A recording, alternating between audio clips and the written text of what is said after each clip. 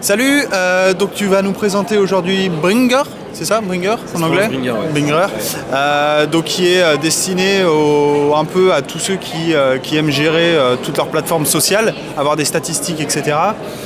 Donc c'est un produit qui vient d'être lancé. Est-ce que tu peux nous en parler un peu plus? Ouais. Alors en fait on a lancé une première version en février et notre lancement commercial a eu lieu récemment, mais on avait lancé une première version en février. Et effectivement l'objectif de Bringr, qui est une solution en SaaS, c'est de permettre aux marques de faire du business sur les réseaux sociaux. D'abord en écoutant ce qui va se dire autour d'elles, de leurs concurrents dans le secteur d'activité.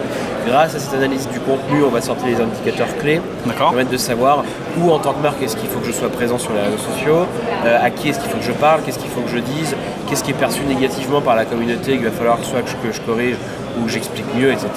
Et donc l'outil permet aussi du coup de réaliser ces actions, de publier sur Facebook, Twitter, LinkedIn, etc. et de mesurer si ces publications ont été efficaces ou pas, tu vois, au bout de la chaîne, mais pas une mesure uniquement sociale, est-ce que j'ai eu beaucoup de likes, de retweets, de partages, tout ça. Ouais, parce que ça, on a directement ça sur les outils en lui-même. Ouais, il y a déjà beaucoup d'outils qui le font, tu as eu tant de retweets, tout ça. Nous, ce qu'on fait, c'est une mesure de l'efficacité hyper concrète, l'efficacité business quand tu es une marque, de tes actions. Donc, est-ce que les gens sont venus sur mon site? Est-ce qu'ils ont acheté mes produits? Est-ce qu'ils ont rempli la demande de devis? Est-ce qu'ils ont regardé la vidéo que je voulais leur faire regarder, etc., etc. Tu mesures vraiment ce que tu veux, quoi. C'est ça qui est intéressant, c'est qu'on a la chaîne complète de qu'est-ce qu'il faut que je dise, basée sur vraiment les contenus de la communauté. Et quand je leur parle à ces gens-là, est-ce que ça marche ou pas? D'accord. Est-ce que tu peux nous montrer un peu la plateforme en elle-même, comment ça se passe? Du coup, donc c'est en SaaS, il n'y a rien à installer sur son ordinateur et tout se passe dans son navigateur. Et donc en fait on va créer des recherches très simples sur la base de mots-clés mais aussi de critères qui peuvent être spécifiques aux réseaux sociaux. Donc en temps réel on va recevoir ici le contenu qui correspond aux critères de recherche et, et donc tout de suite on va construire un tableau de bord ici très très simple qui va nous dire voilà où ont lieu les conversations, donc voilà où est-ce qu'en tant que marque il faut que je sois. Voilà les différents pics d'activité et lorsque je vais cliquer sur ces pics là je vais savoir quels étaient les messages importants, donc je sais tout de suite qu'est-ce qui a fonctionné dans la communauté, qu'est-ce qu'ils ont considéré comme étant important. Je sais qui sont les internautes à retenir, donc ceux qui ont été actifs, populaires, ceux qu'on associe beaucoup au sujet que je surveille. Voilà, donc là par exemple si je veux moi parler de le web, je vais aller... je sais que ces gens-là, ils ont été actifs, donc ils ont produit du contenu autour du web, ici sur Twitter, mais également sur Tumblr, donc c'est intéressant. Je sais que ça, c'est des gens, lorsqu'ils ont parlé du web, ils ont été très repris par les internautes, donc ça, c'est une donnée intéressante. Et puis là, ici, j'ai la liste des gens qui sont mentionnés. Donc ça, c'est les gens qui n'ont pas forcément été actifs et donc pas forcément populaires, mais par contre, on les a naturellement associés au web. Voilà, donc ça, c'est des gens qui... naturellement ont été associés, donc on va peut-être retrouver le e-commerce, on peut peut-être retrouver ces gens-là parce qu'ils sont naturellement associés à l'événement. Ça, on a 3 classements, les actifs, les populaires et les mentionnés. Et ça te permet, toi, lorsque tu vas être actif à ton tour, de dire, soit je le sollicite, cette personne, c'est quelqu'un qui est actif dans ce domaine-là, soit je vais essayer d'en parler, soit je vais lui dire, est-ce que tu as vu que j'ai publié un article autour de ce sujet-là, parce que tu vas essayer du coup dans ta démarche. On va essayer de créer un petit peu une discussion, on va savoir que avec ces personnes-là, parce qu'on sait qu'ils sont influents sur le sujet qu'on surveille en fait. Alors nous on parle pas d'influence, c'est une notion qui est encore un peu floue je trouve, à mon humble avis. Du coup c'est pour ça qu'on a plutôt les actifs, les populaires, donc ça c'est des gens qui ont publié du contenu et c'est le contenu qui a été populaire parce qu'il a été retweeté si c'est des tweets ou partagé, liké si c'est du Facebook. On parle pas trop d'influence même si c'est des sujets sur lesquels on travaille, mais dans des évolutions de l'outil, on parle vraiment actif, populaire et mentionné. Ok. On va également sortir les différents mots-clés qui sont utilisés pour parler ici du web. Donc on voit par exemple que la thématique du voyage, c'est une thématique qui est revenue beaucoup dans les discussions. Donc c'est intéressant, c'est un sujet qui a vachement intéressé les internautes et ils en ont parlé naturellement. On fait également un classement des langues, donc ça c'est utile quand on a une conversation internationale comme ici. Et puis donc on fait l'analyse sentimentale, est-ce que les messages sont plutôt positifs ou négatifs, sachant que comme toutes les solutions du monde, ça a ses limites, parce que même les humains ont des limites autour de l'analyse sentimentale, donc il faut le prendre comme une tendance. Et lorsque la courbe rouge d'analyse sentimentale négative passe au-dessus de la courbe verte, ça veut dire que majoritairement les conversations sont négatives, donc il faut s'y intéresser. Il ne faut pas prendre les chiffres exactement au pied. Là à peu près on a combien de pourcentage sur le taux de messages positifs? On est à 3 fois plus de messages positifs là aujourd'hui que sur le web. D'accord. Voilà. Donc la tendance est clairement positive. D'accord. Ok. Ouais. Donc une fois que je sais tout ça, effectivement, j'ai des infos qui vont me permettre de mieux prendre la parole en fait sur les réseaux sociaux.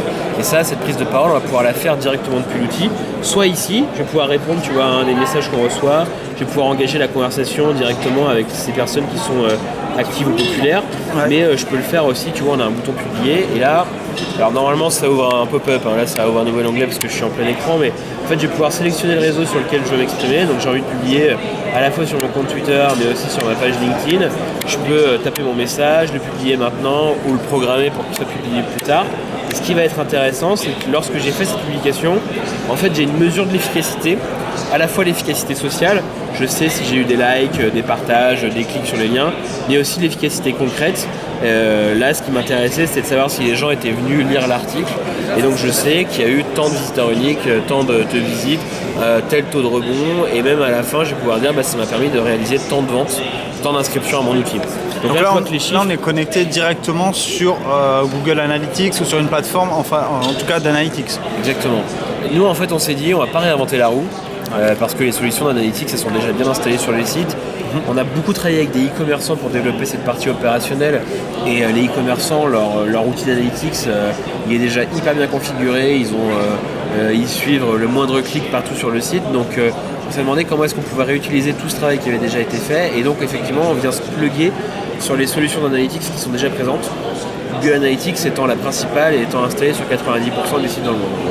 Donc nous on vient récupérer ces infos-là et on me permet de dire du coup moi le chiffre d'affaires ça m'intéresse pas parce que je suis pas un vendeur en ligne, je veux plutôt savoir si les gens ils ont regardé ma vidéo, l'interview que j'ai fait avec Grindr, et je vais choisir ça dans la liste et dire je vais compter à chaque fois que quelqu'un quand il a vu mon tweet a cliqué sur la vidéo, je vais pouvoir le faire remonter dans l'outil. Voilà ce que ça permet de faire. Donc tu as vraiment de A à Z. Qu'est-ce que les gens disent, du coup qu'est-ce qu'il faut que je leur dise moi, et lorsque je leur parle, est-ce que ça marche ou pas quoi. Voilà, quel est l'impact. Ok. Et concernant votre modèle économique, et concernant moi si je suis marque ou etc, même blogueur, quel est le coût d'une telle plateforme en fait? Oui. En fait, vu que l'outil te permet d'optimiser ta prise de parole sur les réseaux sociaux et d'augmenter tes performances, plus ta communauté elle est importante, plus ses performances vont être importantes aussi. Donc nous, notre modèle il est basé justement sur la taille de la communauté. On va regarder combien est-ce que tu as de fans Facebook, de followers Twitter, de gens qui sont abonnés à ta page LinkedIn et tout. On regarde tout ça et puis on a des offres qui vont correspondre, on fait une addition, on a des offres qui correspondent. Et puis si tu es en dehors des offres parce que tu as une communauté qui est vraiment très grande, on a une offre sur mesure dont le tarif est dégressif. D'accord. Donc en fait, plus je suis petit entre guillemets et moins l'offre sera élevée. En fait, ça commence à 25 € par mois. Voilà. Donc à 25 € aux startups, voilà, c'est ça. Aux blogueurs, c'est accessible à tous ces gens-là.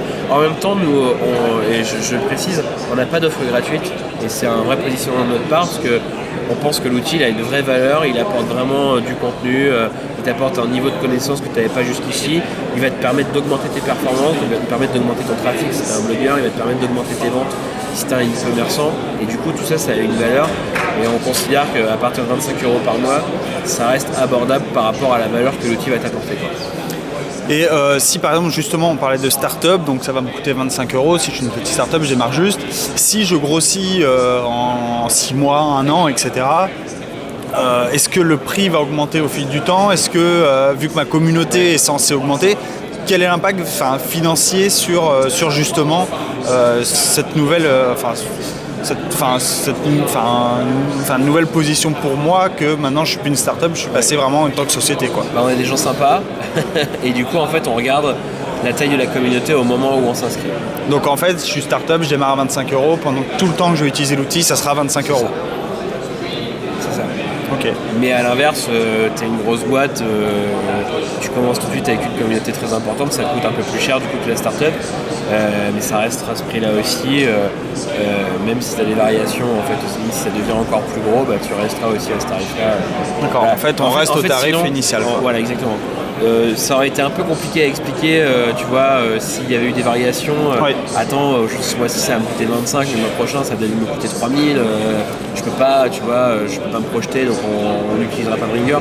Je pense que ça aurait été un peu compliqué si on était parti sur ce modèle-là. Donc vous avez combien de gens aujourd'hui, combien d'abonnés au total, ça me coûte tant. Et puis si grâce à nous, vous êtes encore meilleurs sur les réseaux sociaux et que ça augmente, on sera très content et on sera content de continuer à travailler avec nous parce que vous êtes content du produit. Ouais, voilà. Tout à fait. Ok, des perspectives à l'avenir sur la plateforme, l'application. On sait qu'elle a été lancée récemment. Est-ce que vous avez déjà des retours qu'est-ce qu'on peut envisager de plus dans 6, 1 an, voire plus? Alors on a déjà des retours parce qu'on a des clients, donc on arrive à convaincre à la fois les petites boîtes mais aussi des grands comptes, donc ça c'est très cool, on est très contents.